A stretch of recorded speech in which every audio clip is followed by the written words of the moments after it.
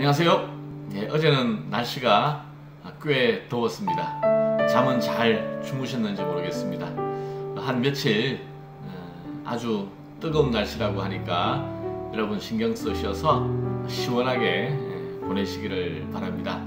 오늘 또 하나님의 말씀으로 하루를 시작합니다. 오늘 나눌 하나님 말씀은 출애굽기 29장 38절에서 마지막 46절입니다. 드릴 것은 이러하니라.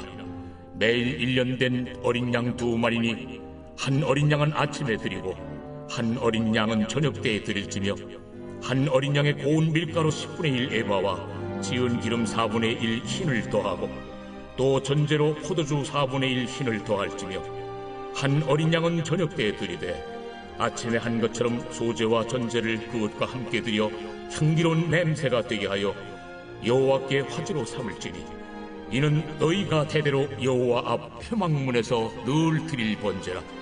내가 거기서 너희와 만나고 내게 말하리라. 내가 거기서 이스라엘 자손을 만나리니 내 영광으로 말미암아 회막이 거룩하게 될지라.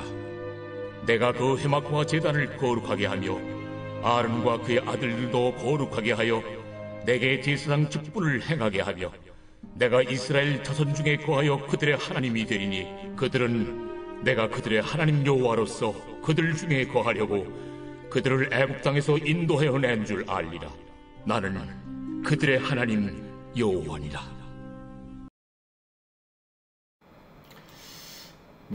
오늘 매일 드릴 번제라는 제목으로 말씀을 묵상합니다. 현대 사회는 비본질적인 관행을 청산하고 또 비효율적인 요소를 제거하는 굉장히 합리적이고 효율적인 것을 추구하고 있죠.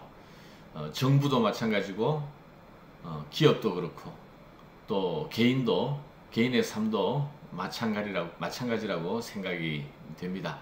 자, 그런 현대인의 시각에서 볼 때 오늘 본문의 내용은요, 참 이해하기 어려운 굉장히 비효율적인 모습을 우리에게 보여줍니다. 자, 38절부터 보니까요, 네가 제단 위에 드릴 것은 이러하니라. 바로 제사장에게 하시는 말씀인데요. 매일 1년 된 어린 양 2마리니 한 어린 양은 아침에 드리고 한 어린 양은 저녁 때에 드릴지며 제사장으로 뽑히고 위임되면 평생 해야 할 일이 제사 드리는 일입니다.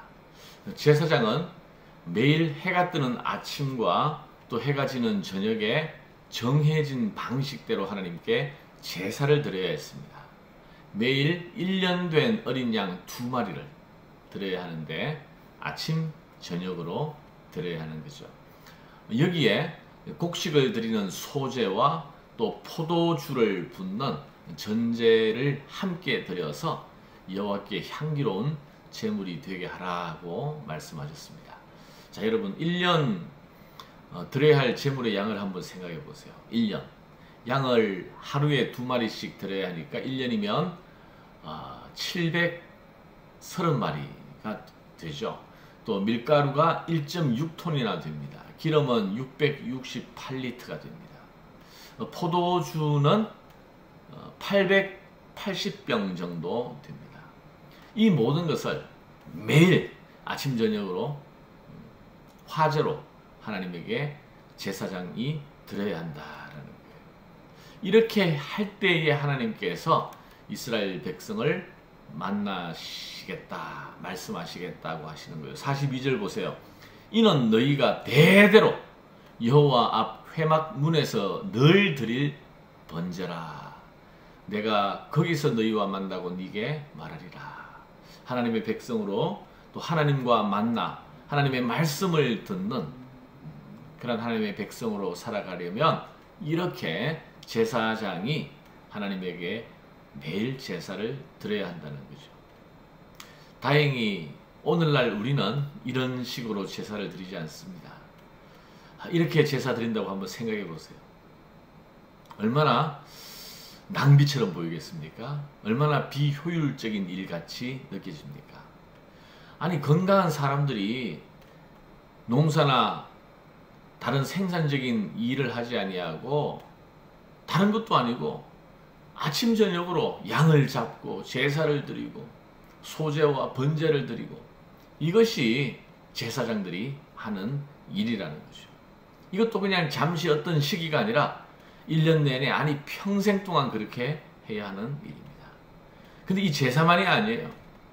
성경에 보면 이스라엘 백성에게 유월절을 지키는 것, 또 절기를 지키는 것, 안식일을 지키는 것, 안식년을 지키는 것, 희년을 지키는 것, 이 모든 것이 세상적인 관점에서 보면 그야말로 비효율의 극치입니다. 어떤 면에서 요즘도 이런 면이 없지 않아 있습니다. 우리가 주일마다 교회에 나가는 것, 세상 사람들이 볼 때 아니 일주일 동안 고생하고 수고하고 주일날 좀 쉬고 낚시를 한다든지 등산을 한다든지 아니면 자기 시간을 가져야지 또 뭐 정장을 차려입고 교회에 가서 예배를 드리고 어떻게 그렇게 삶을 낭비하느냐 이렇게 보는 분도 없지 않아 있을 거예요.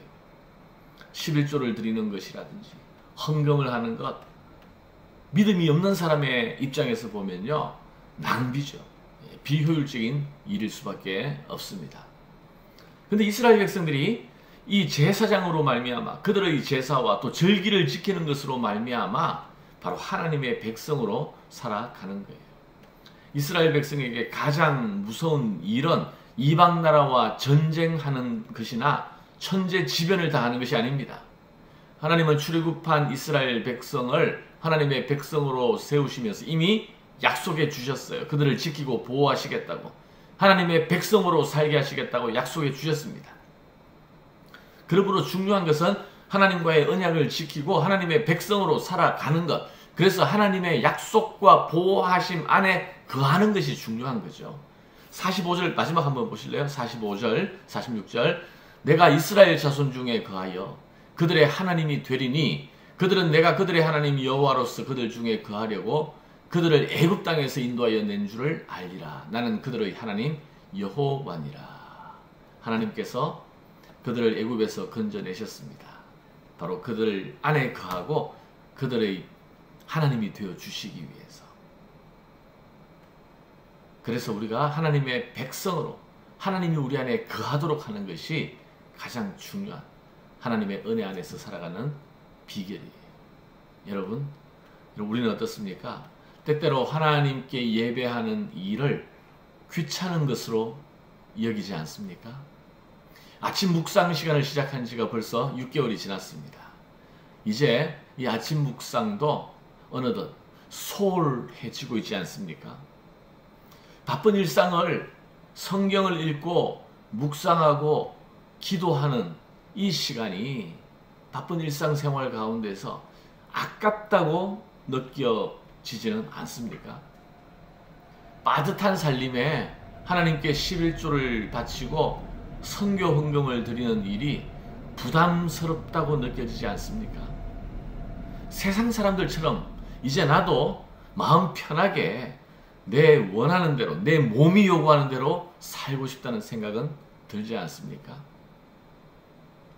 여러분 아닙니다. 세상적으로 볼 때는 그럴 수 있어요. 세상적으로 볼 때 신앙생활이 너무 비효율적이고 낭비되는 요인이 참 많아 보입니다. 그러나 이 모든 것이 우리의 정체성을 확인하고 우리를 지켜주는 시간인 것을 우리가 알아야 합니다. 하나님께서 이스라엘 백성에게 매일 드리는 제사를 요구하는 것은 하나님의 백성인 우리가 아침 저녁으로 하나님을 기억하고 하나님과 더불어 하루를 시작하고 하나님으로 하루를 마치고 이렇게 살아갈 때 제대로 믿음 안에서 살아갈 수 있기 때문입니다. 우리가 하나님을 기억하는 법은 값비싼 대가를 치르는 거예요. 매일같이 내게 꼭 필요한 것들이지만 그것을 하나님을 위하여 기꺼이 포기할 수 있는 것. 만약 하나님을 사랑하고 하나님을 기억함이 없다면 매일같이 드리는 이 제사가 참 이게 뭐 하는 짓인가 하는 그러한 탄식이 나올 거예요. 억울하다는 생각이 들 거예요. 재물 타는 냄새가 향기로운 것이 아니라 역겹게 느껴질 수도 있을 것입니다. 가룟 유다는 주님을 사랑하는 마음이 없으니까 마리아가 값비싼 향유를 깨뜨려 주님의 발을 씻길 때 이것이 낭비라고 생각했고 분노하면서 화를 냈습니다. 그러나 마리아는 주님에게 자기의 모든 것을 드렸죠. 여러분, 예배가 바로 그런 거예요. 하나님을 알지 못하면 그 예배나 모든 헌신이 낭비일 수밖에 없습니다. 그러나 하나님을 알고 하나님을 사랑하고 하나님의 은혜 안에 거하기를 원한다면 우리가 바로 이 예배와 말씀과 기도와 또 주님을 사랑하는 모든 헌신, 이것이 우리의 기쁨이고 또 우리의 특권이 되는 줄 믿습니다. 오늘도 이 특권을 가지고 하루를 시작합니다. 오늘도 주님을 기억하고 주의 은혜 안에 거하는 복된 하루가 되기를 주님의 이름으로 축원합니다. 기도하겠습니다. 하나님 감사합니다. 오늘 제사장들로 하여금 매일 드리는 번제에 대해서 명령하셨습니다. 참 어떻게 생각하면 제사장들이 이렇게 낭비되고 비효율적인 일에 평생을 보내야 한다는 것이 참 이해가 되지 않을 때가 있습니다. 그러나 하나님은 그들로 말미암아 이스라엘 백성의 하나님이 되어주시고 하나님께서 그들을 만나주시고 그들 안에 거하시며 그들에게 놀라운 자유와 특권과 놀라운 하나님의 은혜를 허락해 주셨습니다. 이것이 낭비가 아니라 하나님 은혜 안에 거하는 길인 줄을 저희들로 하여금 깨닫게 하심을 감사합니다. 오늘도 주께 예배하며 기도하며 하루를 시작합니다. 주의 은혜 안에 거하는 하나님의 백성으로서의 특권과 자유를 누릴 수 있도록 축복하여 주시옵소서. 오늘 우리가 무엇을 하든지 하나님과 함께하는 하루가 되게 하여 주시옵소서. 예수님 이름으로 기도합니다. 아멘.